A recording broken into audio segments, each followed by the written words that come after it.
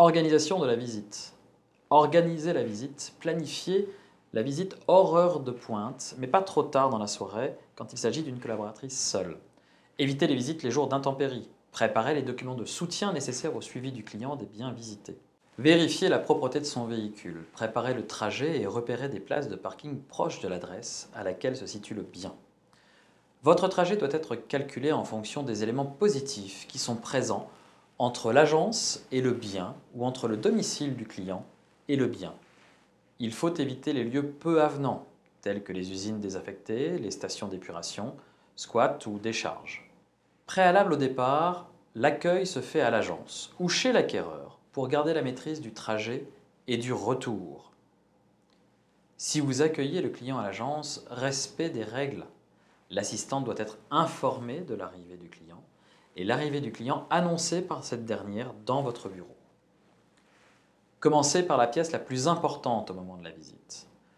La plus importante pour l'acquéreur, puis suivre le sens de circulation de l'univers familial vers les chambres, puis les annexes. On finira bien sûr la visite par la pièce par laquelle nous avons commencé, toujours la plus importante pour votre acquéreur. Enfin, la visite du jardin se fait en dernier de manière à ne pas salir les sols en revenant dans les lieux. Vous pouvez vous procurer des chaussons de chirurgien sur Internet afin de ne jamais salir un intérieur et de ne pas obliger vos clients à se déchausser dans le cas où le vendeur l'exigerait. Le moment de la visite doit être un moment concentré, essentiellement sur votre client. Le rendez-vous appartient à votre client. Vous devez éviter de passer ou recevoir des appels téléphoniques afin de montrer à l'acquéreur que vous lui consacrez votre attention et qu'il est important pour vous.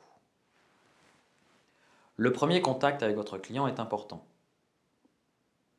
Prendre soin de votre apparence, de votre ponctualité, de la préparation de la visite telle que nous l'avons vue et de l'accueil de votre client sont des marques de respect envers lui. Mieux vous serez préparé et attentif à votre client, plus il sera confiant et loyal. La générosité est toujours une force de vente. Sachez briser la glace et aborder les sujets intéressants, mais pas forcément trop sérieux. Sachez également rester neutre si le client aborde de lui-même un sujet ouvert à la polémique. Voici quelques règles liées aux attitudes à adopter pendant la visite d'un bien. Être présent, disponible et rester accessible sans être envahissant. Laissez suffisamment d'espace au client pour qu'il puisse se projeter en tant que propriétaire des lieux. Observez de loin le parcours du client afin de protéger aussi les biens précieux du vendeur resté sur place. Communiquez avec tous pour ne pas isoler la personne qui accompagne le client. Observez les réactions du client pour repérer les signes d'intérêt à l'achat. Écoutez, répondre précisément, sans trop en dire, et ne pas laisser les trop bavards s'exprimer indéfiniment. Les ramener à la visite quand vous voyez qu'ils perdent l'attention pour la visite. Remarquez les silences qui ne sont pas forcément négatifs. Reportez les discussions financières au retour à l'agence. Pour les visites portes ouvertes, on peut respecter les mêmes règles, en plus de certaines un peu plus spécifiques, telles que programmer le parcours de la visite, mettre à disposition les fiches découvertes et en prévoir plusieurs pour les clients qui viendraient. Si le bien est habité, avoir pris le soin de prendre des photos de chacune des pièces. Prévoir d'être accompagné par un autre conseiller pour une meilleure gestion d'un grand nombre de clients.